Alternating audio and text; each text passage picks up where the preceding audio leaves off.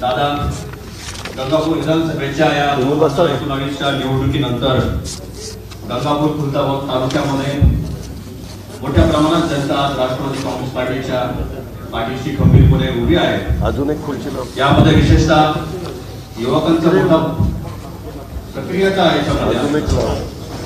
आज महाविकास आघाडीच्या सरकारच्या या कारकिर्दीमध्ये आपल्या नेतृत्वाखाली जे काही महाविकास आघाडी सरकार राष्ट्रवादी काँग्रेस पार्टीचे जे काही सर्व मंत्री महोदय आज काम करत आहेत, जो काही धडाका आपण जनतेच्या सर्व प्रश्नांना मार्गी लावण्याचा आज घेतलाय, त्याला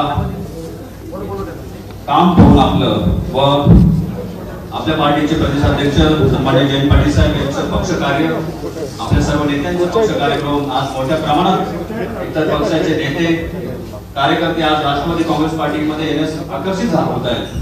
त्याचाच एक भाग म्हणून आज गंगापूर नगरपालिकेतील माजी नगराध्यक्ष, कृषी उत्पन्न बाजार समितीचे माजी सभापती, विद्यमान गंगापूर सहकारी साखर कारखान्याचे संचालक संजय भाऊ जाधव, त्याचप्रमाणे विद्यमान नगरसेवक ज्ञानेश्वरजी साबणे, विद्यमान नगरसेवक योगेशजी पाटील, माजी नगराध्यक्ष तथा नगरसेवक आशिफजी खाजेकर, माजी नगराध्यक्ष तथा नगरसेवक मोहसिनजी चाऊस, माजी नगरसेवक सचिनजी भवान व कुठल्याही राजकीय पार्श्वभूमी नसताना एक मोठं मित्रमंडळाचं नेटवर्क त्यांनी तयार केले असे तिथे अमोलजी जगताप, राकेशजी कळसकर, गुलामजी शहा, हाफिज बागवान, माजी नगरसेवक सय्यदजी अख्तर, इतुजी खान, त्याचप्रमाणे कृषी उत्पन्न बाजार समितीचे माजी 6 संचालकांनी आज आपल्या हस्ते इथे प्रवेश करण्याचा विचार केलाय। सतीजी बडके असतील, अरविंदजी सोनवणे असतील, कैलासजी शेंगुळे असतील, राजेंद्रजी दंडे असतील, अण्णासाहेबजी पाटे असतील, प्रवीणजी बाराहते, रवींद्रजी सोनवणे, सारंगजी जाधव, माजी पंचायत समिती सदस्य तुकारामजी सटाले, उमेशजी बाराहते, दिनेशजी गायकवाड, सोपानजी देशमुख व यासह अनेक कार्यकर्ते आहेत की जे आज आपल्या उपस्थितीमध्ये आपल्या मार्गदर्शनाखाली जे राष्ट्रवादी काँग्रेसमध्ये प्रवेश करतायत। सलीमजी खान असतील, सलीमजी पटेल असतील, बाबूजी मनियार असतील, दादा या सर्वांनी आज मानस केला आहे की येणाऱ्या काळामध्ये जी काही निवडणूक गंगापूर शहरामध्ये होणार आहे, मोठं पाठबळ आपल्याला या निवडणुकीमध्ये भविष्यामध्ये मिळणार आहे आणि आपली ताकद वाढल्यानंतर निश्चितच मी आज इथे ग्वाही देतो की येणाऱ्या काळामध्ये गंगापूर नगर परिषदेवरती राष्ट्रवादी काँग्रेस पार्टीचा नगराध्यक्ष आपल्या नेतृत्वाखाली निवडून आणण्याशिवाय स्वस्थ करणार। त्याचप्रमाणे काही दिवसांमध्ये खुलताबाद नगरपालिका असेल, जिल्हा परिषदेच्या निवडणुका असतील, पंचायत समिती निवडणुका असतील, त्या अनुषंगाने देखील आपल्या परवानगीने अजून काही प्रवेश आम्हाला इथे आपल्या नेतृत्वाने घ्यायचे आहेत, त्याची देखील चर्चा भविष्यामध्ये करू। भविष्यामध्ये गंगापूर खुलताबाद नगरपालिका असेल, गंगापूर आणि खुलताबाद दोन्ही तालुक्यातील ज्या काही 13 जिल्हा परिषद गटाच्या निवडणुका असतील, त्या सगळ्या निवडणुकांमध्ये राष्ट्रवादी काँग्रेस पार्टीचं मोठं वर्चस्व निर्माण झालेलं आपल्याला भविष्यामध्ये दिसेल। दादा, आज राष्ट्रवादी काँग्रेस पार्टीच्या खंत आहे आम्हाला की आज तिथे साधा एकही आपला लोकप्रतिनिधी तिथे तालुक्यामध्ये नाही। 18 जागा तिथे याच्या पंचायत समितीच्या आहेत, तिथे देखील आपला आज पंचायत समिती मेंबर नाही आहे, नगरपालिकेमध्ये आपला नगरसेवक तिथे नाही आहे, जिल्हा परिषद मध्ये आज आपला सदस्य तिथे नाही आहे। पण येणाऱ्या काळामध्ये ज्या काही निवडणुका होतील, राष्ट्रवादी काँग्रेस पार्टीचं मोठं वर्चस्व तिथे आपल्याला आम्ही निर्माण करून टाकू, एवढंच ग्वाही मी आजच्या निमित्तानं आपल्या इथे देतो। भविष्यामध्ये असाच आशीर्वाद, असंच आपलं मार्गदर्शन अमूल्य आम्हाला आमच्या पाठीशी राहील अशी अपेक्षा इथे व्यक्त करतो आणि माझे लांबीने 2 शब्द थांबवतो। धन्यवाद।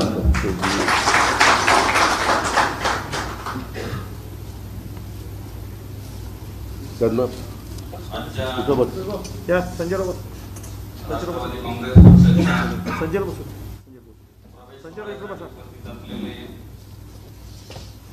महाराष्ट्राचे लाडके उपमुख्यमंत्री सन्माननीय अजितदादा, पदवीधर मतदारसंघाचे लोकप्रिय आमदार सतीश भाऊ, संतोष माने, तालुका अध्यक्ष डॉक्टर निळी शिवाजीरावजी गर्जे, व्यासपीठावर उपस्थित ज्यांनी प्रवेश घेतला असे प्रवेश घेणार आहेत असे संजय जाधव, त्यांच्याबरोबर आलेले सर्व सहकारी, शहराचे अध्यक्ष अहमद पटेल व इतर राष्ट्रवादीचे सर्व पदाधिकारी, म्हणजे दादा औरंगाबाद जिल्ह्यावरती आपण फार मोठी विश्वास या ठिकाणी टाकलेला आहे। माझ्यावरती जिल्हाध्यक्ष पदाची जबाबदारी देत असताना पक्ष वाढण्यासाठी या ठिकाणी प्रयत्न सतीश भाऊ असतील, जिल्ह्याच्या माध्यमातून या ठिकाणी आम्ही आमच्या माध्यमातून करतोय। आज राष्ट्रवादी काँग्रेसची प्रतिमा महाराष्ट्रामध्ये अतिशय उंच झालेली, तशीच ती औरंगाबाद जिल्ह्यामध्ये सुद्धा उंच करण्याच्या दृष्टीने या ठिकाणी जरूर प्रयत्न केले जाईल। माझ्या अगोदर संतोष माने यांनी जे सांगितलं, जी खंत सांगितली, ती खंत देखील या ठिकाणी भरून काढण्याचा निश्चितपणे औरंगाबाद जिल्ह्यामध्ये मध्ये गंगापूर नगरपालिका असेल, खुलताबाद नगरपालिका असेल, जिल्हा परिषद असेल, या निवडणुकीमध्ये ती निश्चितपणे भरून काढण्याचा या ठिकाणी प्रयत्न केला जाईल।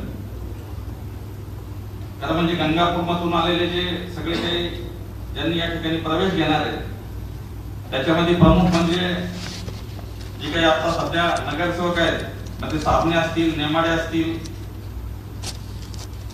योगेश असेल, चौस असेल, त्यांचं पक्षामध्ये निश्चितपणे या ठिकाणी स्वागत केलं जाईल। ज्यांनी या ठिकाणी नव्याने या ठिकाणी प्रवेश करताय त्या सगळ्यांचं या ठिकाणी स्वागत करून इथून पुढे औरंगाबाद जिल्ह्यामध्ये किंवा गंगापूरमध्ये पक्षाच्या माध्यमातून त्यांच्यावरती कोणत्याही प्रकारचा अन्याय होणार नाही, त्यांना या ठिकाणी प्रोत्साहन दिले जाईल आणि अशा प्रकारची मी आपल्या समोर ग्वाही देतो। आणि नगरपालिका आम्ही सगळे या ठिकाणी नगरपालिका असेल किंवा जिल्हा परिषद असेल, गंगापूर हा तसा 1985 ला पवार साहेबांच्या नेतृत्वाखाली बाले किल्ला होता, तसा गंगापूर हा या ठिकाणी बाले किल्ला राहणार नाही। या कार्यक्रमाच्या निमित्ताने मी आपल्याला जास्त या ठिकाणी बोलणार नाही, परंतु पक्षाचे काही आज ज्यांनी प्रवेश केला त्यांच्या माध्यमातून पक्ष वाढल्याशिवाय राहणार नाही। त्यांची ताकद या ठिकाणी आपण पक्षाच्या मागे त्यांनी चांगल्या प्रकारची उभ्या केल्यानंतर मग ज्या काही संस्था असतील त्या संस्था आणि दादा मी सांगू इच्छितो, आपल्या कामाच्या पद्धतीच्या बाबतीमध्ये आपण पक्षाच्या साठी असेल किंवा आपण या ठिकाणी मुख्यमंत्री उपमुख्यमंत्री असताना जे आपण सकाळी उठल्यापासून जे काम करता त्याचा निश्चितपणे फायदा या ठिकाणी औरंगाबाद जिल्ह्यातल्या लोकांना या पुढच्या काळामध्ये आम्ही मिळवून देऊ, अशा प्रकारचं मी या ठिकाणी आपल्याला सांगू इच्छितो। आणि राष्ट्रवादी काँग्रेस पक्ष आपण जो या ठिकाणी विश्वास टाकलेला त्या निश्चितपणे या ठिकाणी तडा जाऊन दिला जाणार नाही, एवढं मी या ठिकाणी या निमित्ताने सांगतो। आणि पुन्हा एकदा या संजय जाधव आणि त्यांच्याबरोबर जे आलेले कार्यकर्ते मंडळी त्यांचा स्वागत करून मी माझे 2 शब्द संपवतो। जय महाराष्ट्र।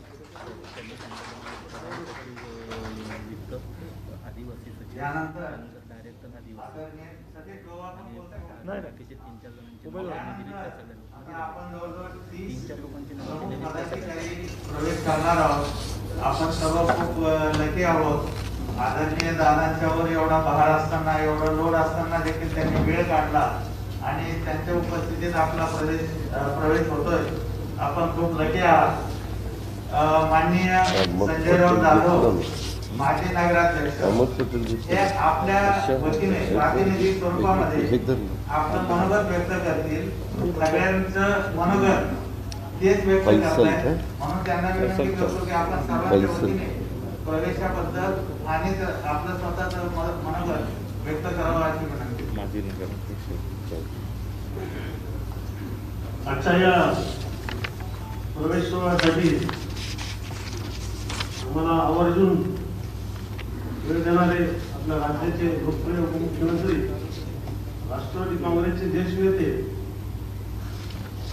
अजितदादा पवार, उपस्थित असलेले आमचे नेते सतीश भाऊ, उपस्थित असलेले राष्ट्रवादी काँग्रेसचे जिल्हाध्यक्ष व संतोष भाऊ माने, उपस्थित असलेले सर्व माझे सहकारी, दादा आज आम्ही सर्व पदाधिकारी सगळे राष्ट्रवादी काँग्रेसमध्ये प्रवेश करतो।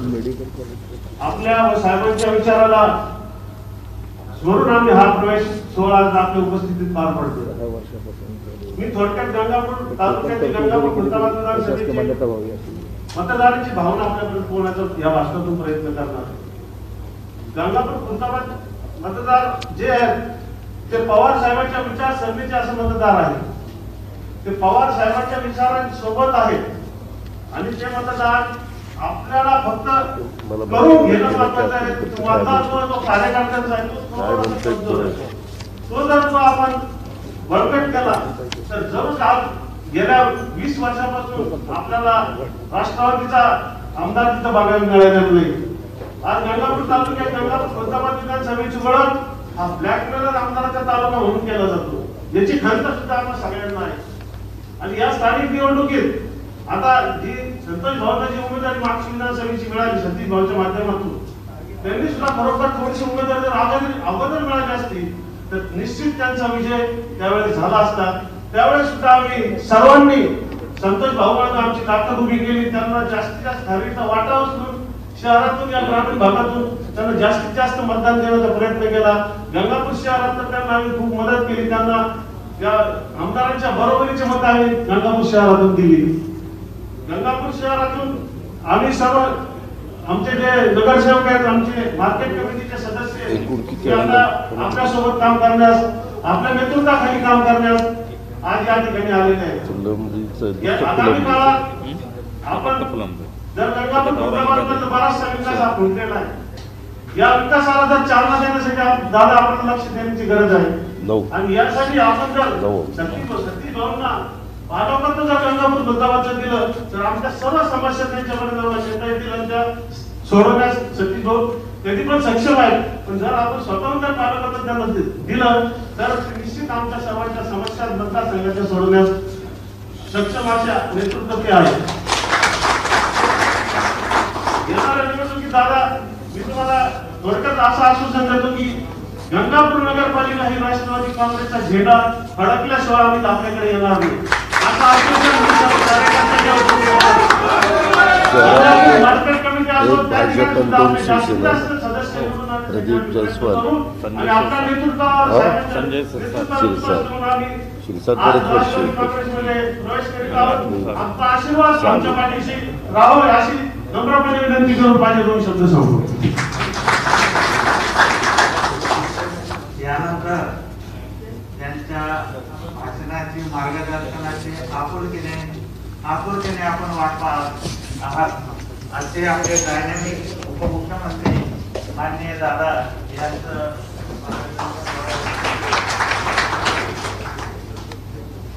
आजच्या कार्यक्रमाला उपस्थित असणारे औरंगाबाद आमदार सतीशराव चव्हाण त्यांच्यावर जिल्ह्याची जबाबदारी आहे. औरंगाबाद ग्रामीणचे अध्यक्ष कैलासराव पाटील, संतोषजी माने, तसंच डॉक्टर ज्ञानेश्वर नीळ, अहमद पटेलजी, फैसल शाहूजी, आज ज्यांच्या नेतृत्वाखाली माझ्या गंगापूर खुलताबाद परिसरातले असंख्य सहकारी राष्ट्रवादी काँग्रेस पक्षामध्ये प्रवेश करत आहेत ते माजी नगराध्यक्ष ज्यांनी अनेक महत्वाची पदं त्या परिसरामध्ये भूषवली. मार्केट कमिटी असेल, गंगापूर कारखाना असेल किंवा तालुका अध्यक्ष हे पद असेल, असे आपल्या सगळ्यांचे सहकारी संजयराव जाधव, त्यांच्याबरोबर प्रवेश करणारे सुरेशराव नेमाडे, ज्ञानेश्वर साबणे, योगेश पाटील, अशोक खाजेकर, मोहसिन चौस, सचिन पवार, अमोल जगताप, राकेश कळसकर, गुलाम शहा, हसीफ अली बागवान, सय्यद अख्तर, हिंदू खान, सतीश बडके, अविनाश सोनोने, कैलास शेंगूर, राजेंद्र दंडे, अण्णासाहेब पाटील, प्रवीण बाराते, रवींद्र सोनवणे, शारद जाधव, तुकाराम सटाले, उमेश बाराते, दिनेश गायकवाड, सोपानराव देशमुख, सलीम खान, सलीम पटेल, बाबू भडिया, सहकारी शिवाजीराव गंजे, संघटनेमध्ये काम करणारे सर्व मान्यवर, आपल्या सगळ्यांच्या बरोबर उपस्थित असणारे त्या परिसरातील माझे बंधू भगिनी, पत्रकार मित्र आणि माझ्या तरुण मित्रांनो, बरेच दिवस औरंगाबाद पदवीधर विभागाचे पदवीधर मतदारसंघाचे आमदार सतीशराव चव्हाण मला सांगत होते की दादा आपल्याला संजयराव जाधव आणि त्यांच्या असंख्य कार्यकर्त्यांना राष्ट्रवादी काँग्रेस पक्षामध्ये प्रवेश द्यायचा. महाविकास आघाडीचं सरकार आज राज्यामध्ये काम करत आहे. शिवसेना त्यांची संघटना वाढवण्याचा प्रयत्न करत आहे, राष्ट्रवादी त्यांची संघटना वाढवण्याचा प्रयत्न करत आहे आणि काँग्रेस त्यांची संघटना वाढवण्याचा प्रयत्न करत आहे. सरकारमध्ये प्रत्येक जण चांगल्या पद्धतीनं काम करत असताना स्वतःचा पक्षाला पण कशी बळकटी आणता येईल हाही प्रयत्न चाललेला. 2 वर्ष कोरोनासारखी महामारी आपण सगळ्यांनी पाहिली, जगाने पाहिली. त्याची किंमत पण आपण सगळ्यांनी मोजली आणि त्याच्यातून बाहेर पडून पूर्ववत पदावर सगळी कामं चालावी ही आपली सगळ्यांची अपेक्षा आहे. आदरणीय पवार साहेब पण त्याच पद्धतीने आपल्याला मार्गदर्शन करत असतात. सध्या केंद्राचं लोकसभेचं राज्यसभेचं अधिवेशन चालू आहे. उद्याच्या 28 तारखेला महाराष्ट्राच्या विधानसभेचं विधान परिषदेचं अधिवेशन सुरू होईल आणि ही प्रक्रिया चालूच राहते. पण माझ्या आधी संतोषजी असतील, कैलासराव असतील, संजयराव असतील, प्रत्येकाने आपली आपली भूमिका मांडली. औरंगाबाद कसं मराठवाड्याचा प्रवेशद्वार म्हणून ओळखला जाणारा ते सगळा परिसर,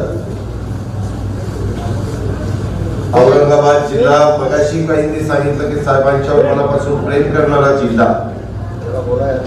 पण माझ्यासारख्या कार्यकर्त्याला एक खंत आहे की आज त्या जिल्ह्यामध्ये 9 आमदार असताना देखील एक देखील राष्ट्रवादी काँग्रेस पार्टीचा सदस्य आमदार म्हणून तिथं निवडून येऊ शकला नाही. माग पैठणची जागा होती, कन्नडची जागा एकदा 280 मतांनी पराभूत झालेली होती. विक्रम काळे हे शिक्षक मतदारसंघातनं औरंगाबादच्या 8 मराठवाड्यातल्या जिल्ह्यातनं निवडून येतात, अनेकदा येतात. सतीश चव्हाणांनी पण अनेकदा 8 जिल्ह्यातून पदवीधर मतदारसंघामध्ये यश मिळवलेलं आहे. तिथं हे चित्र पाहायला मिळतं, परंतु तालुक्याच्या ठिकाणी मात्र वेगळं चित्र पाहायला मिळतं.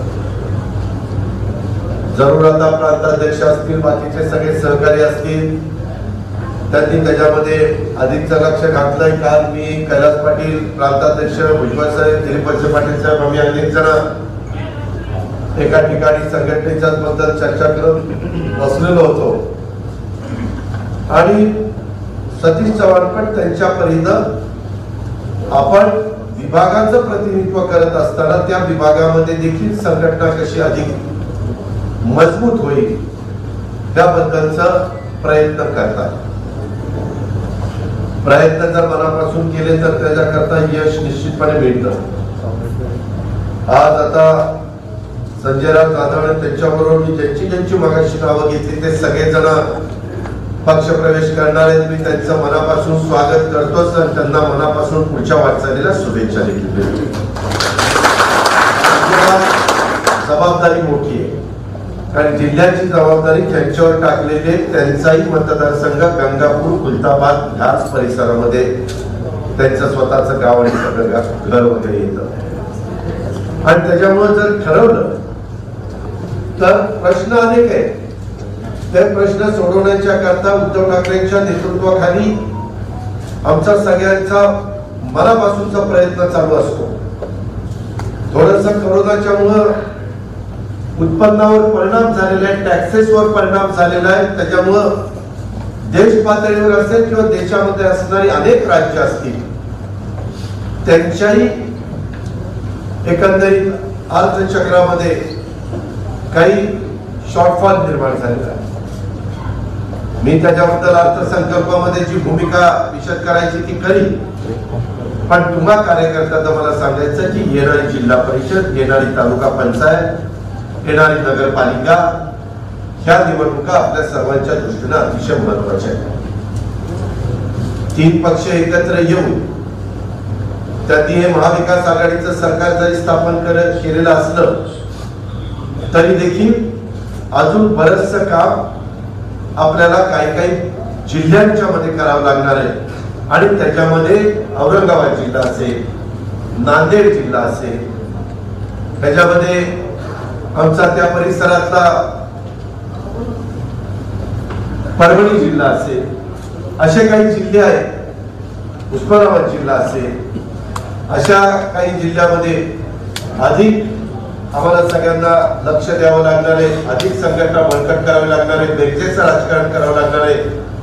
काही काल देखील आम्ही इतर जिल्ह्यातले पण काही सहकारी मित्र राष्ट्रवादी काँग्रेस पक्षामध्ये येऊन पाहत आहेत, त्यांच्याबरोबर देखील प्रांताध्यक्षांनी ती चर्चा एकत्रपणे केली. आज देखील प्रांताध्यक्ष या महत्वाच्या कार्यक्रमाला संजयराव उपस्थित राहणार होते, परंतु त्यांच्या थोडंसं काल कॅबिनेट झाल्यानंतर घरातलं एक शुभकार्य असल्यामुळं त्यांना आज इकडे जावं लागलं.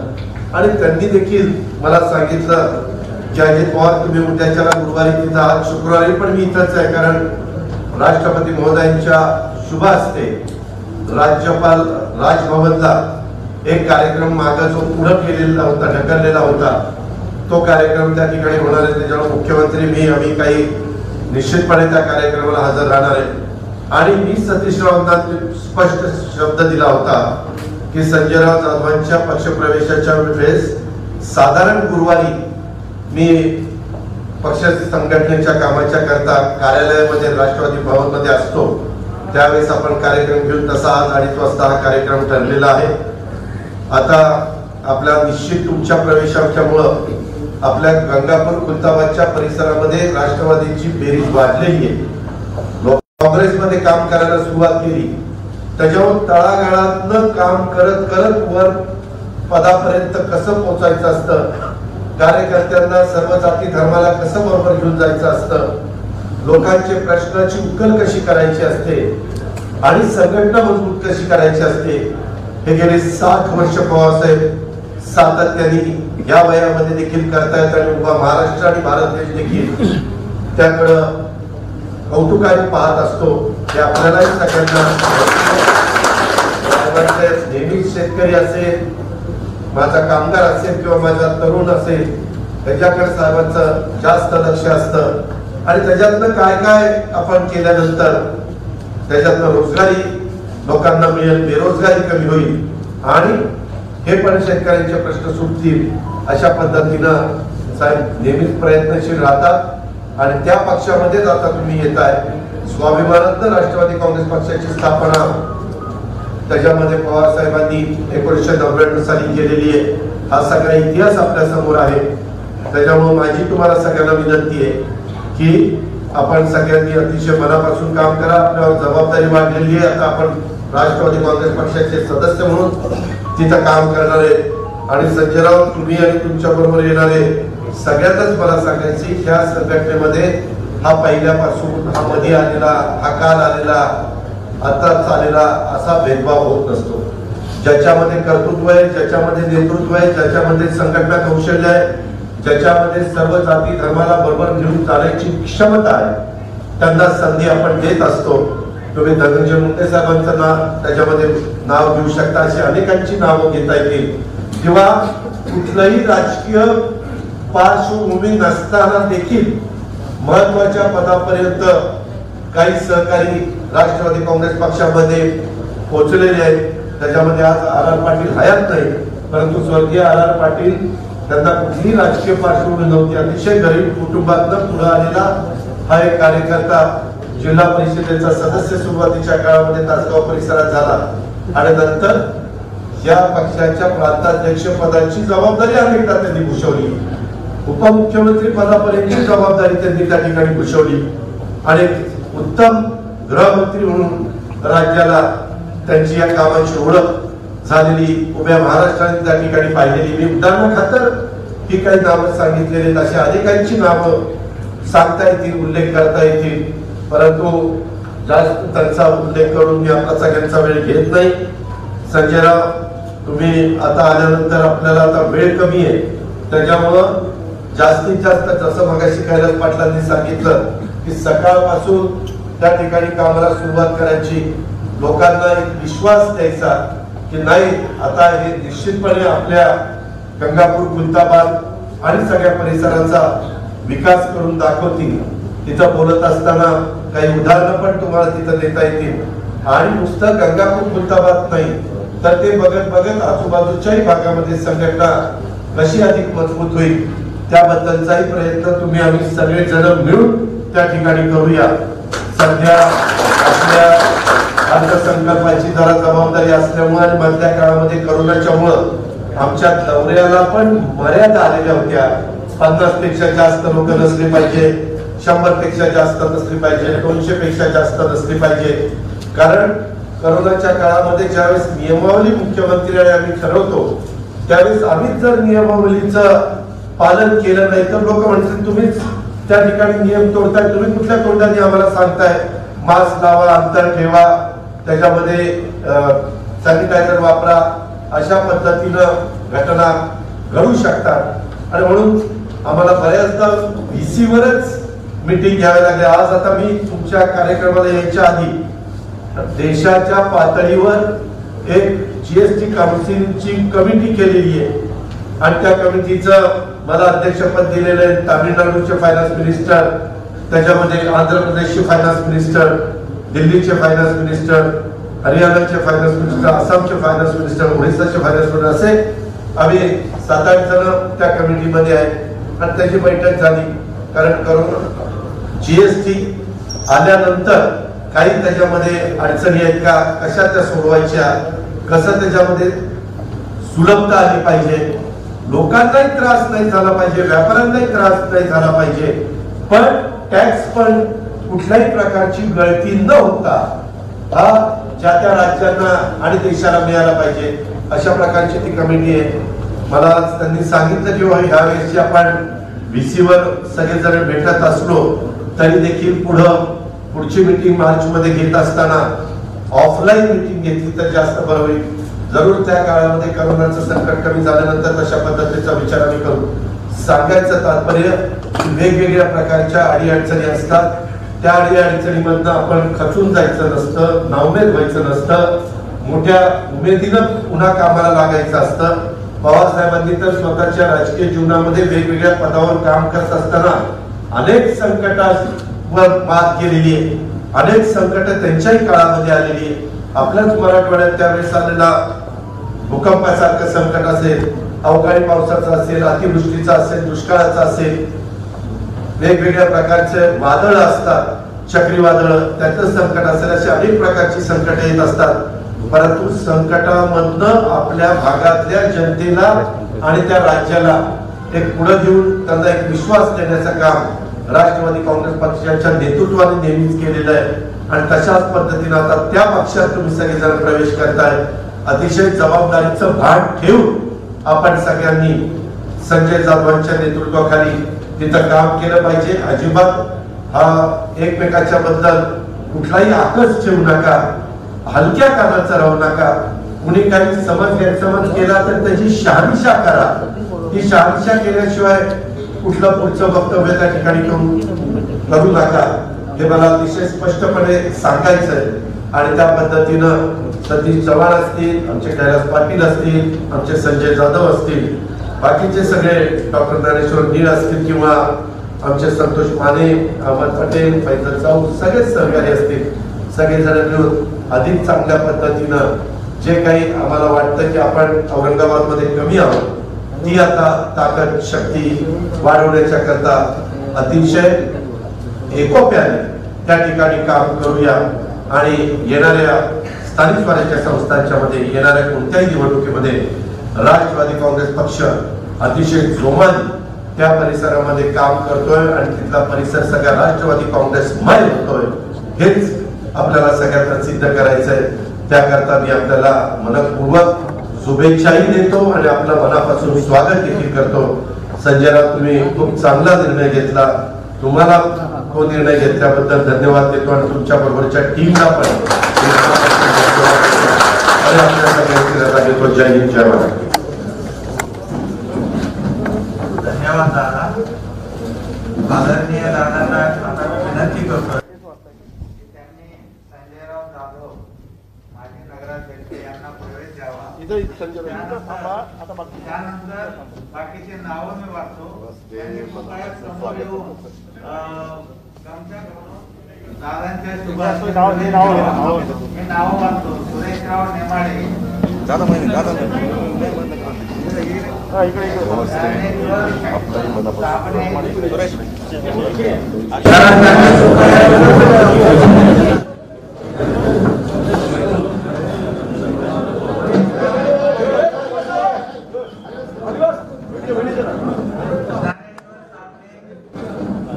योगेश पाटील,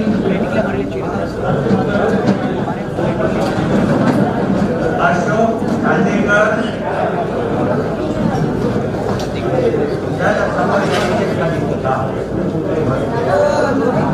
मोहसिन चावस, सचिन पवार,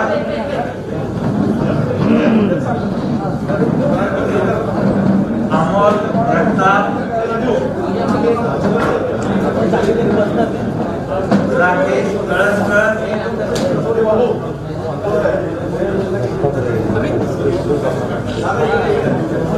गुलाब शहा, गर्दी होणार, आशिष भागवान, सैयद अख्तर, हिंदू खान, सतीश भड़के, भाई मोबाइल, अविनाश सोनोने, कैलास शेंगुळे, राजेंद्र दंडे, अण्णासाहेब पाटील, प्रवीण बाराटे, रवींद्र सोनवणे, शारंग जाधव, तुकाराम सदानी, मोबाइल बाराटे, दिनेश गायकवाड, हो गावले सोपान देशमुख, सलीम खान, सलीम पटेल, बाबू मनियार, नवनाथ कानडे, भाई एक खाली बसाव, राहुल बांडे,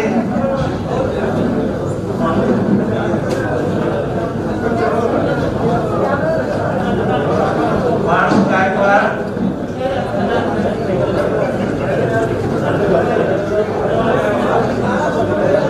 प्रभाकर साबळे, राजू राऊत, आपलं सर्वांचं हार्दिक हार्दिक स्वागत. सुनील गायकवाड,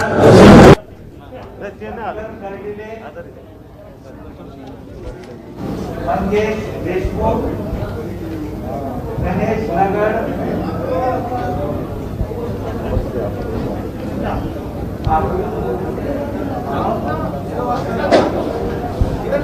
अमोल मशरूम, बाबा नगर, सचिन शिंदे,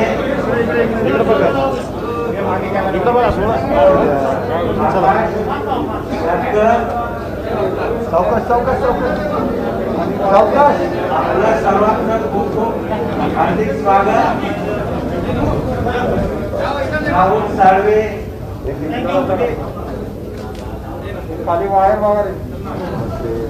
अमोल राजपूत, सचिन शिंदे, चलो निलेश शेळके,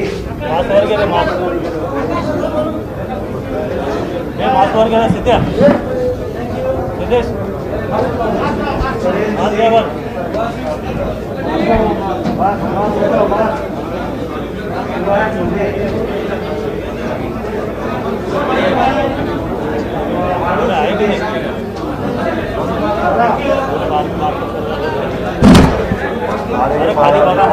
हे बात झालं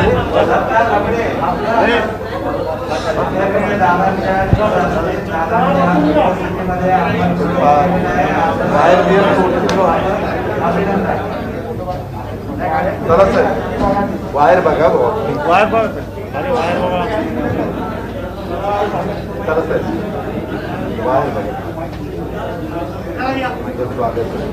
आभार मान करें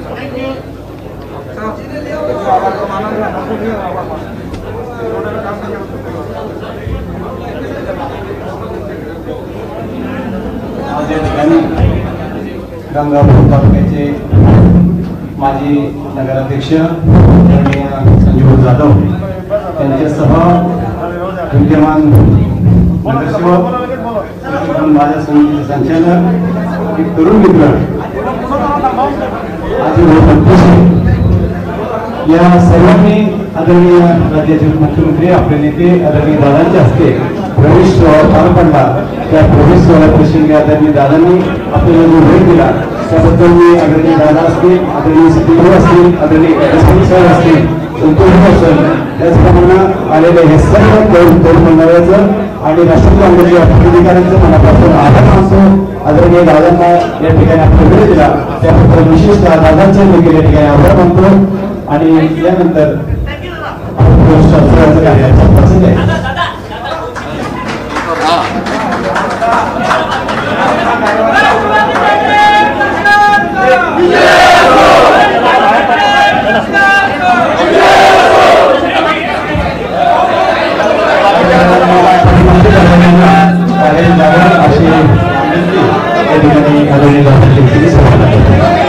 बंद करा ते बंद करा.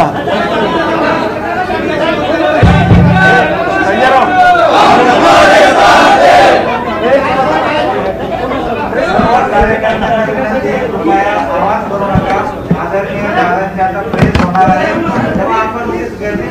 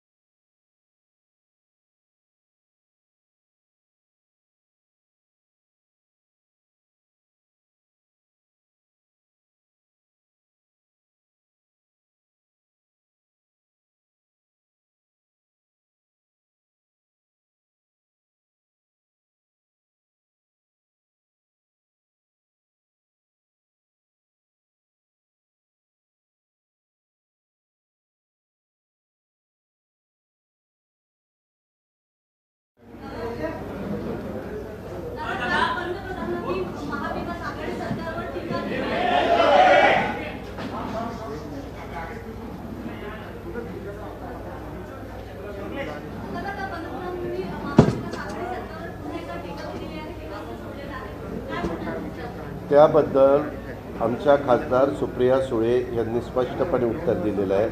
वास्तविक देश पातळीवरचं पार्लमेंटचं काम चाललेलं असताना आपण सगळ्यांनी पाहिलेलं आहे की महाराष्ट्रामध्ये कोरोनाच्या संदर्भातलं काम उद्धव ठाकरे साहेबांच्या नेतृत्वाखाली कशा प्रकारे झालं त्याच्याबद्दलचं कौतुक तुम्ही वृत्तपत्र जर पाहिली तरी न्यायव्यवस्थेने पण कौतुक केलेलं आपण पाहिलं. अनेकदा वेगवेगळ्या प्रकारचे सर्वे झाले. त्या सर्वेमध्ये देखील ज्या शांतपणे महाराष्ट्रासारख्या लोकसंख्या महाराष्ट्रात मुंबई, पुणे, ठाणे, पिंपरी चिंचवड, नागपूर ह्या परिसरामध्ये जास्त आहे. दाट लोकवस्तीची शहरं असताना देखील ह्याच्यामध्ये धारावीसारख्या परिसरामध्ये करोनाचं संकट आल्यानंतर ते आटोक्यात आणणं आणि पुन्हा पूर्वपदावर परिस्थिती निर्माण करणं हे तर एवढं मोठं आव्हानात्मक काम होतं. तरी ह्या सगळ्या कामाच्या संदर्भामध्ये अतिशय शांतपणे वेळ पडली तर काही ठिकाणी कठोर भूमिका घेऊन, वेळ पडली तर नियमावली कडक करून ह्याला आपण 2 वर्षाच्या मध्ये सामोरं गेलो आणि आता बऱ्याच अंशी पहिल्यापेक्षा करोनाचं सावट कमी झालेलं आहे, दूर झालेलं नाही. अजूनही तसं बघितलं तर काळजी घेतलीच पाहिजे प्रत्येकाने, परंतु हे चित्र सगळ्यांनी पाहिलेलं आहे.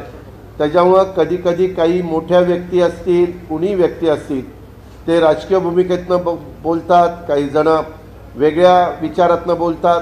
आता प्रत्येकाने काय करावं, बोलावं लोकशाहीमध्ये, तोच ज्याचा त्याचा अधिकार आहे.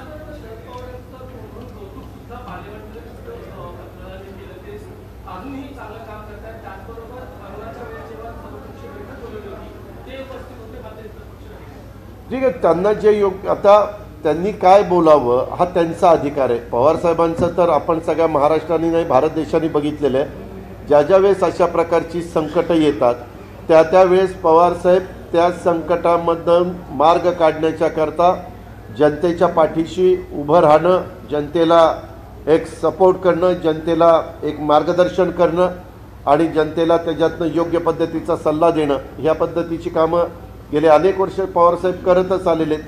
साहेबांचं मी जवळनं बघितलेलं आहे की पवारसाहेब अशा प्रकारची संकटं येतात त्यावेळेस राजकीय जोडे बाजूला ठेवून, त्याच्यामध्ये कुणाचंही सरकार असलं तरी आता तो अडचणीतला माणूस आहे, त्याला मदत झाली पाहिजे, अशा प्रकारची पवारसाहेबांची भूमिका असते आणि ते सर्व श्रुत आहे, सगळ्यांना माहिती आहे. त्याच्याकरता कदाचित त्यांनी त्या गोष्टीचा उल्लेख केला असावा.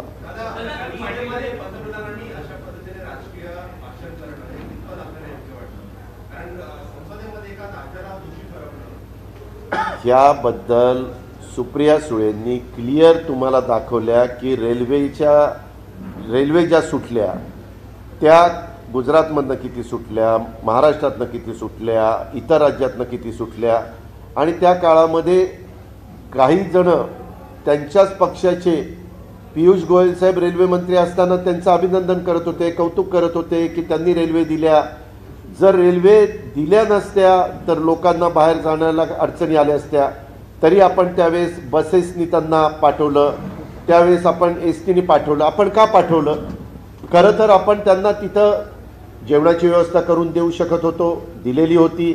धान्य मोफतच केंद्र सरकारने दिलेलं होतं, मी मान्यच करतो. जे त्यांनी मोफत दिलं होतं उभ्या भारताला दिलेलं होतं, त्याच्यामुळं मोफत धान्य ज्याला त्याला देण्याची व्यवस्था होती, तिथंही कुठं अडचण नव्हती. पण ते ज्या भागातले मजूर होते तिथले आईवडील त्यांना म्हणत होते की काय वाटेल ते करा, निघा.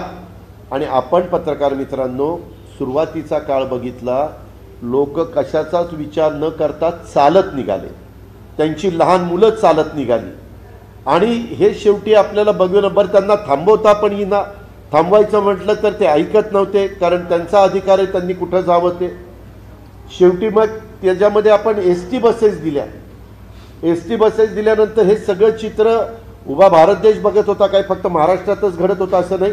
ज्या ज्या भागामध्ये बाहेरच्या राज्यातला मजूर कामाच्या निमित्तानं तिथं जातो आणि पोटाची खळगी भरत असतो, स्वतःचं उपजीविकेचं साधन निर्माण करत असतो, स्वतःच्या गावाकडे पैसे पाठवत असतो आईवडिलांना, त्या प्रकारे ती कामं करत असताना त्या सगळ्याच राज्यातनं हा मजूर बाहेर जात असताना त्या ठिकाणी आपण पाहिला. आणि नुसतं हे नाही, ते चालत असताना काही तर प्रेग्नंट असणाऱ्या महिला तिथं होत्या, काहींची लहान मुलं हातामध्ये असायची, ते जात होती. ह्या सगळ्या गोष्टी होत्या. माणुसकी आहे की नाही? शेवटी आहेच ना. आणि मग माणुसकीच्या नात्याने ह्याच्यातनं मार्ग काढण्याचा प्रयत्न हा झाला, ही वस्तुस्थिती आहे. हा,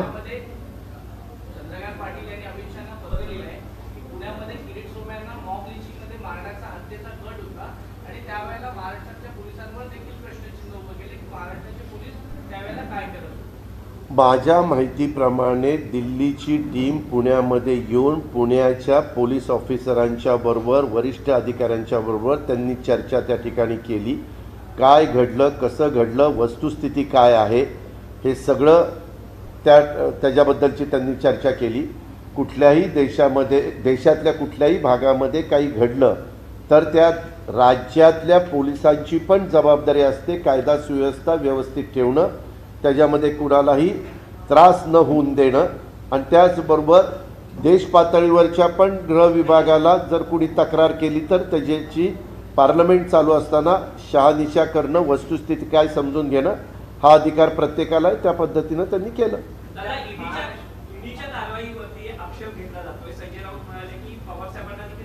मला त्याबद्दल काहीही बोलायचं नाही. ज्या केंद्रीय संस्था आहेत किंवा ज्या चौकशी करणाऱ्या संस्था आहेत त्याच्याबद्दल मला काही बोलायचं नाही.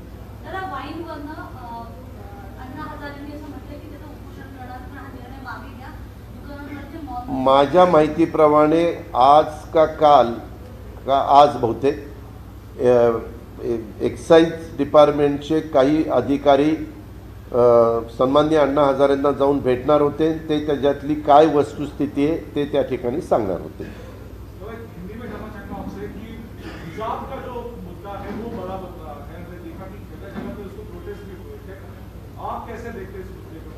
मैं अपना देश सेक्युलर है. सेक्युलर कंट्री में कैसा हर एक ने बर्ताव करना चाहिए ये हर एक ने सोचकर आगे जाना चाहिए, ऐसा मेरा क्लियर कहना है.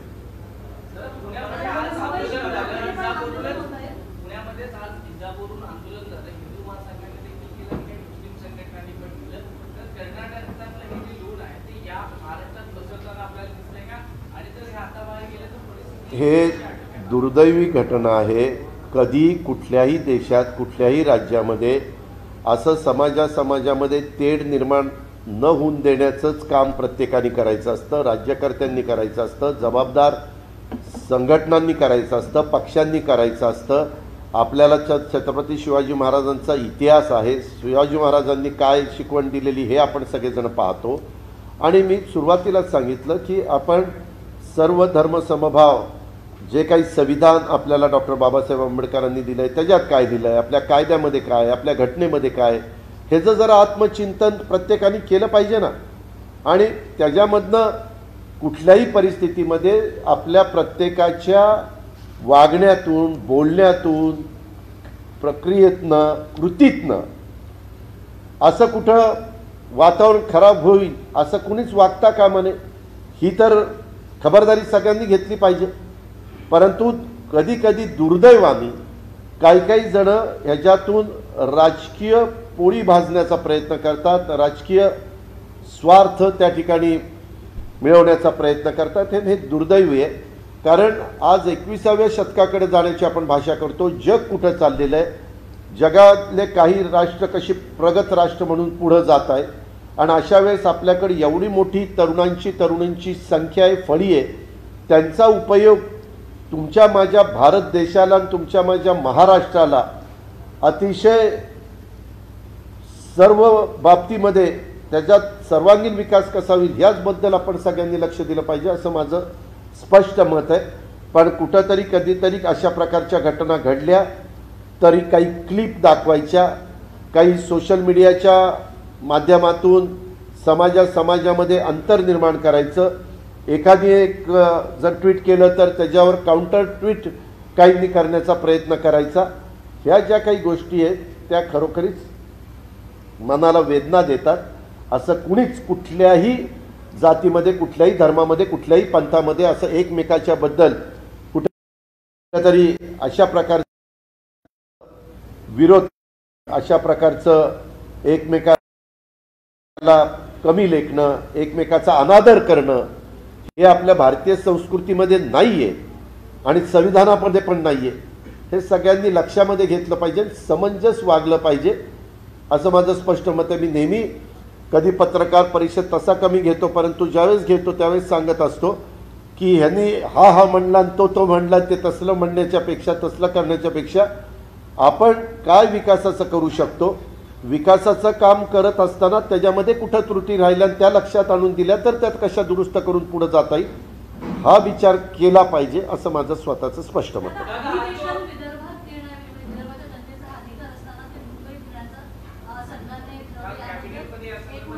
काल कॅबिनेटमध्ये हा विषय आलेला होता. त्याच्या संदर्भामध्ये ज्यावेळेस नवीन वर्षामध्ये अधिवेशन सुरू होतं त्यावेळेस म्हणजे आर्थिक वर्ष संपल्यानंतरचं मी सांगतो, त्याच्यामध्ये ते अधिवेशन सुरू होत असताना त्याच्याबद्दलचं आपल्याला राज्यपालांचं अभिभाषण हे असतंच, बजेट अधिवेशनात तर असतंच, ते तुम्हालाही सगळ्यांना माहिती आहे.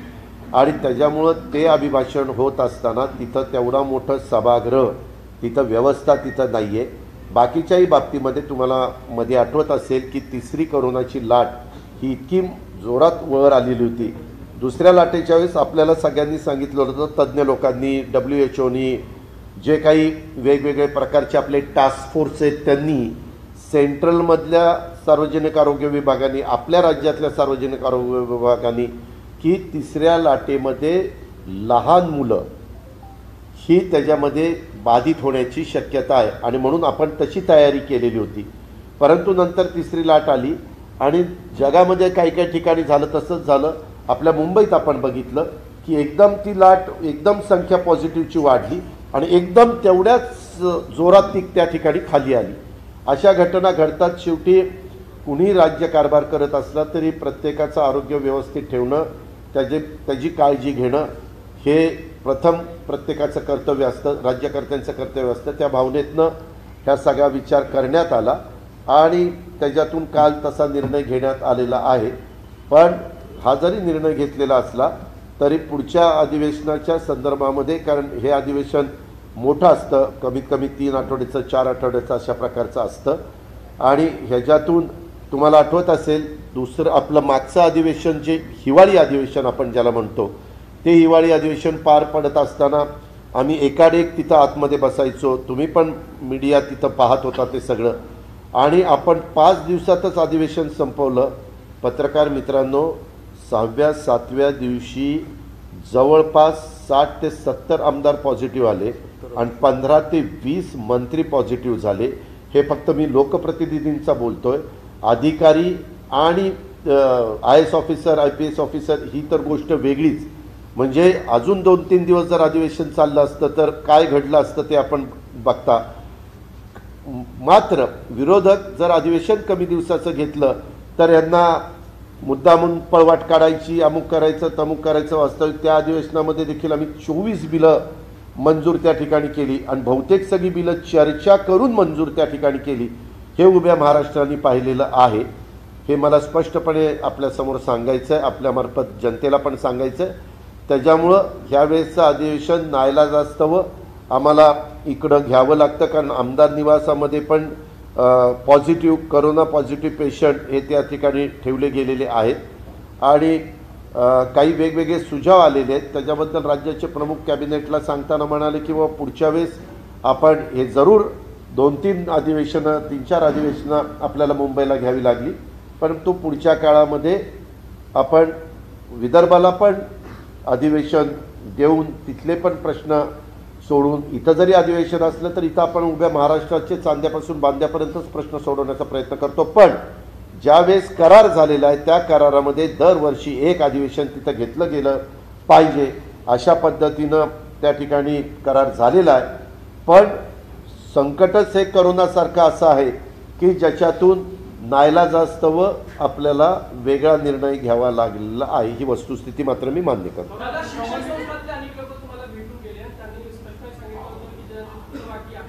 हां, शिक्षण संस्था जे चालवतात त्यांनी चिठ्ठी घेतली, सांगितलं जर पैसे त्याचे बाकी नाही मिळाले तर दारू दारूला ते बोर्डासाठी. मी त्यांना अशी विनंती केली की तुम्ही असं एक तर 2 वर्ष मुलांचं शाळेचं प्रचंड नुकसान झालेलं आहे. त्यांना ज्या पद्धतीनं संपूर्ण शिक्षण द्यायला पाहिजे होतं ते देता आलं नाही. ऑनलाईनमध्ये अनेक काही मर्यादा पडतात, काही काही ठिकाणी कनेक्टिव्हिटी राहत नाही, ही वस्तुस्थिती आहे. आणि त्याच्यातून त्या पिढीचं आपल्याला नुकसान करण्याचा अधिकार कोणी दिलेला नाही. आता कुठंतरी परीक्षा घेण्याची वेळ आलेली आहे. अशा वेळेस तुम्ही कात्रीत पकडू नका. जरूर प्रत्येकाने चर्चा करून चर्चेच्या माध्यमातून प्रश्न सुटू शकतात, त्याच्यातनं आपण मार्ग काढू. पण तुम्ही असं करू नका, कारण लोकांचा समज असा होईल हे फक्त आपला स्वतःचा विचार करतायत, आमच्या मुलांचा विचार करत नाही, आमच्या पाल्यांचं पुढं काय होणार आहे त्याच्याबद्दल यांना काहीही देणं घेणं नाही. अशा प्रकारची भावना निर्माण करणं आपल्याला परवडणार नाही असं मी त्यांना सांगितलं. ते म्हणाले की ठीक आहे, आम्ही आमच्या संघटनेतल्या सहकारी मित्रांशी बोलतो आणि काय तो योग्य तो निर्णय घेतो. जीएसटी को लेकर सवाल है कि सेंट्रल बजट में हो गया है, एक्सपेक्टेड जीएसटी का जो हमें मिलना था अमाउंट, क्या वो आ गया है महाराष्ट्र को? अगर नहीं आया है तो इस बार कितना बर्डन एक्सपेक्टेड है महाराष्ट्र में? जब बजट सेंट्रल गवर्नमेंट का फाइनेंस मिनिस्टर महोदया ने पेश किया तब अपना 30,000 करोड़ रुपए जीएसटी आना बाकी था, लेकिन इसमें जो अमाउंट है वो कम ज़्यादा होती है, वो देते हैं. लेकिन उनका भी प्रॉब्लम है, कोरोना के कारण उनको जो टैक्स मिलता है उसके ऊपर भी थोड़ा सा उसमें प्रॉब्लम आया है. जितना टैक्स इकट्ठा होना चाहिए उतना टैक्स सेंट्रल को इकट्ठा नहीं हो रहा है. लेकिन उस दिन मेरे ख्याल से जनवरी में थोड़ी सी अच्छी अमाउंट उनको मिली, ये सही है, हमने भी सबने देखा. तो देखते हैं, अभी कोरोना थोड़ा कम हो रहा है, ये होने के बाद सिचुएशन ठीक हो सकती है, ऐसा मेरा अंदाज है.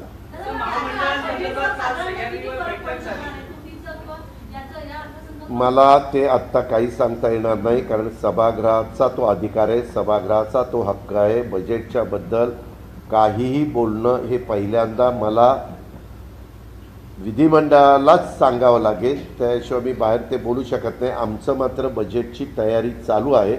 आम्ही मुख्यमंत्र्यांशी चर्चा करतो आहे, आम्ही आमच्या विभागाशी चर्चा करतो आहे. मी राज्यातले जेवढे विभाग आहेत त्या सगळ्या मंत्र्यांशी, सचिवांशी, त्यांच्या आयुक्तांशी आम्ही चर्चा प्रत्येकाला वेळ देऊन केलेली आहे. आता बरोबर आज तारीख 10 आहे, म्हणजे आज 1 महिन्यानी बरोबर आपलं राज्याचं बजेट आहे, त्यावेळेस सगळी वस्तुस्थिती पुढे येईल.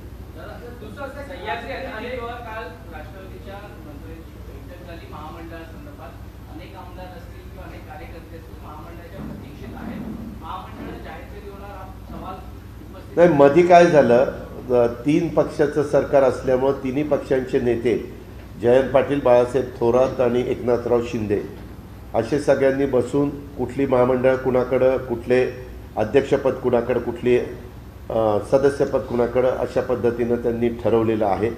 त्याच्यातली काही विशेषतः महिलांचे जी मंडळं होती ती बरीचशी जाहीर करण्यात आलेली आहे, ती कामही त्यांची सुरू झालेली आहे. आता आम्ही येऊन जवळपास 2 वर्ष झाली. आम्हाला पक्षामुळं, कार्यकर्त्यांच्यामुळं, आमदारांच्यामुळं संधी मिळाली. आता ज्यांना संधी नाही मिळाली त्यांची 2 तर वर्ष तशी बघितली तर वाया गेलेलीच आहे. किमान राहिलेल्या काळामध्ये देखील त्यांना संधी मिळाली पाहिजे असं माझं वैयक्तिक त्या ठिकाणी मत आहे.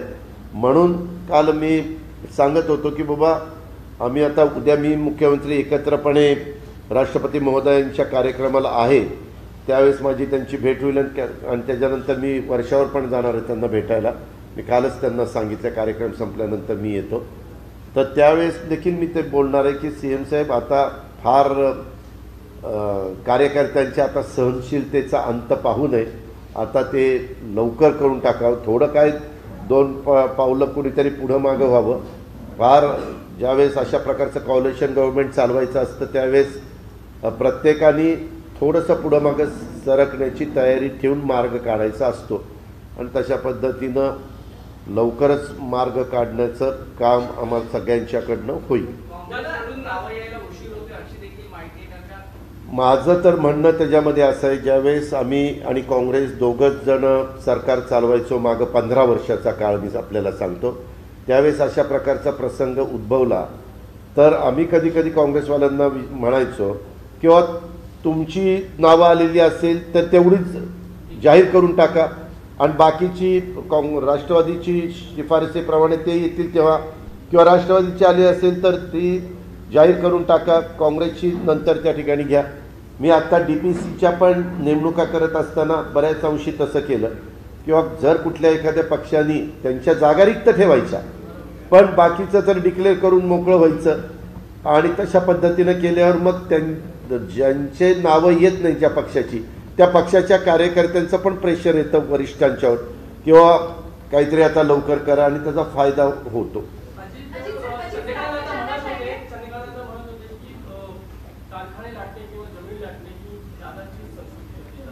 का खरं तर एका महत्त्वाच्या पक्षाचे ते, म्हणजे जो पक्ष केंद्रात सत्तेवर आहे, अनेक राज्यात सत्तेवर आहे, त्या पक्षाचे महाराष्ट्रातले ते अध्यक्ष आहेत, ते स्वतः मंत्री म्हणून, जबाबदार मंत्री म्हणून त्यांनी काम केलेलं आहे. वास्तविक अशा प्रकारचं स्टेटमेंट करत असताना त्याच्यामध्ये काही पुरावा त्यांनी द्यावा. आपण सगळे पत्रकार मित्र बघताय, मी गेले 2 वर्ष मी सकाळी लवकर मंत्रालयात 8 वाजता 8:30 वाजता हजर असणारा मी एकमेव मंत्री आहे, आणि उशिरापर्यंत मी बसून तिथं काम करत असतो माझ्या परीनं. ते काम योग्य आहे का अयोग्य आहे हे जनता त्या ठिकाणी ठरवेल, परंतु अशा पद्धतीनं बिनबुडाचे आरोप करणं, वास्तविक त्याच्यामधनं त्यांनी एकदा आत्मचिंतन, आत्मपरीक्षण करावं की आपण काय बोलतोय आणि त्याला ते वस्तुस्थितीला धरून आहे का. त्यांनी असं सांगितलं ते हेलिकॉप्टरमधनं जमिनी बघत असतात. महाराष्ट्राचा उपमुख्यमंत्री किंवा महाराष्ट्रातली कुठलीही व्यक्ती जर कुठं हेलिकॉप्टरने जायचं म्हटलं तर तिथल्या कलेक्टरची परवानगी घ्यावी लागते. कुणालाही, तुम्हालाही कुठं जायचं म्हटलं तर ते चॉपर उतरवण्याच्या करता आणि टेक ऑफ घेण्याच्या करता काही नियम आहेत, त्या पद्धतीनं तिथं कळवावं लागतं. त्याच्यामध्ये कोण कोण प्रवासी जाणार आहेत, कुठं जाणार आहेत, काय जाणार आहेत, ते सगळं तिथं रेकॉर्ड असतं. त्यांनी दाखवावं. कधी बाबा मी खास हेलिकॉप्टर घेऊन त्या ठिकाणी पाहणी अशा पद्धतीने करायला गेलं, काय मला तर गंमत वाटते. म्हणजे एवढी मोठी व्यक्ती आहे आणि कुठलाही आधार नसताना आपल्या मराठी भाषेत म्हणतात ना, उचलली जीभ लावली टाळायला, अशा पद्धतीनं वक्तव्य करताना मी मागेही सगळ्यांना सांगितलं की असल्या वक्तव्याला उत्तर देणं ह्याच्यामध्ये देखील मला वेळ घालवायचा नाही. ज्याचं त्याच्याजवळ ठेवायचं, आपलं आपलं काम करत राहायचं. सातत्याने नाही, एक सातत्याने नाही. त्यांनी बोलत असताना आज त्यांचा पक्ष राज्यामध्ये केंद्रामध्ये सत्तेवर आहे की नाही, आज महत्त्वाचा पक्ष नंबर 1चा म्हणून देशामध्ये काम करतोय की नाही, अनेक राज्याचे मुख्यमंत्री त्यांच्या पक्षाचे आहेत की नाही, मागेही 5 वर्ष त्यांचंच सरकार त्या बाबतीमध्ये सत्तेवर होतं. आता ह्या सगळ्या कामं होत असताना त्यांनी कुणाबद्दल बोलावं, काय लोकशाहीमध्ये प्रत्येकाला अधिकार आहे, परंतु बोलल्यानंतर त्या बोलण्याकडं किती गांभीर्याने घ्यावं का कशाने घ्यावं हे ज्यांनी त्यांनी त्या ठिकाणी ठरवलं पाहिजे, असं माझं स्पष्ट मत आहे. आता माझं तर अलीकडं तुम्ही बघताय, दर आठवड्याला पुण्यामध्ये करोनाची आढावा बैठक घेणारा मी एकटा पालकमंत्री आहे. तुम्ही जेवढे जिल्हे आहेत, प्रत्येकजण आपापल्यापर्यंत काम करत असेल. मी कुणाच्याबद्दल अनादराची भावना अजिबात व्यक्त करत नाही, आणि करताना सगळ्यांना विश्वासात, पुण्याच्या पत्रकार तुमच्या मित्रांना विचारा, सगळ्यांना तिथं महापौर, मग तो कुठल्या पक्षाचा गटाचा बघत नाही मी, महापौर, जिल्हा परिषद अध्यक्ष, त्याच्यामध्ये आमदार, खासदार, सगळे जणांना आपण निमंत्रित करतो. ज्यांना वेळ असतो ते येतात. आता पार्लमेंट चालू असल्यामुळे खासदार येऊ शकत नाही, पण तो अनेक आमदार येतात. बरेच कधी काहींना करोना झालेला असतो. आता मध्ये पुण्याच्या महापौरांना 2 मिटिंगला ते आले नाही कारण करोना झाला होता. आता विक्रम कुमार पण मध्ये 2 मिटिंगला आले नाही, त्यांना करोना झाला होता. ही वस्तुस्थिती आहे ना. आणि मी निर्णय घेताना शेवटी सगळ्यांचं ऐकून, मलाही कळतं, मी पण 30 वर्ष प्रशासनामध्ये काम करतो, की अशा पद्धतीचे निर्णय घेत असताना एक तर तज्ज्ञांचा सल्ला घेणं. आमच्याकडं पण जसं महाराष्ट्राचा टास्क फोर्स मुख्यमंत्र्यांनी केलेला आहे, तसं पुण्याच्याही परिसरामध्ये टास्क फोर्स डॉक्टरांची एक टीम आहे, त्यांचंही काय मत आहे.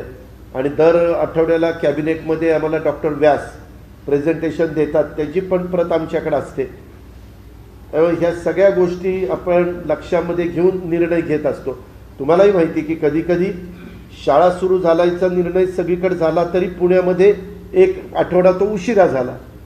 कारण आम्ही सगळ्यांनी मिळून ठरवलं की बाबा आपल्या पुण्यामध्ये मुंबईच्या तुलनेने पेशंटची संख्या जास्त आहे, त्याच्यामुळं थोडंसं आपण 1 आठवडा वाट बघावी.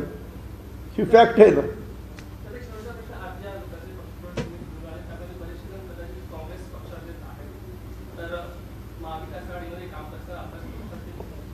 मी तुम्हाला सांगू का, ज्यावेळेस आम्ही आघाडीचं काम करत होतो म्हणजे 15 वर्ष, विलासरावजी, अशोकरावजी, पृथ्वीराजजी आणि सुशीलकुमार शिंदे साहेबांच्या मुख्यमंत्री ते होते आणि आमच्यातले काही सहकारी उपमुख्यमंत्री होते.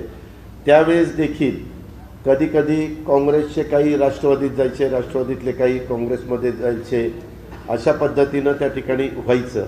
आणि प्रत्येकाला मी सुरुवातीला सांगितलं की प्रत्येकाला आपला आपला पक्ष वाढवण्याचा अधिकार आहे.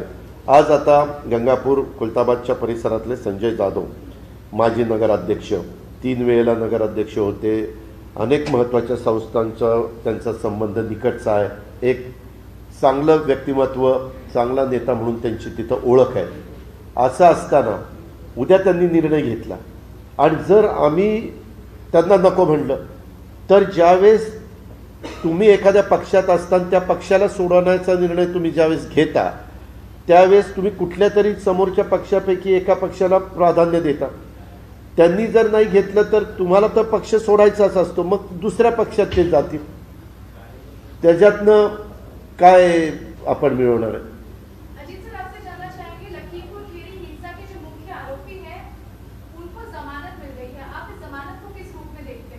ये देखो, जमानत कौन देते हैं? कोर्ट देते हैं. कोर्ट के बारे में मुझे कुछ भी बात नहीं करने की, इसलिए कि उनका अधिकार है, उनका अधिकार है, उन्होंने जमानत दी. ठीक है, थैंक यू.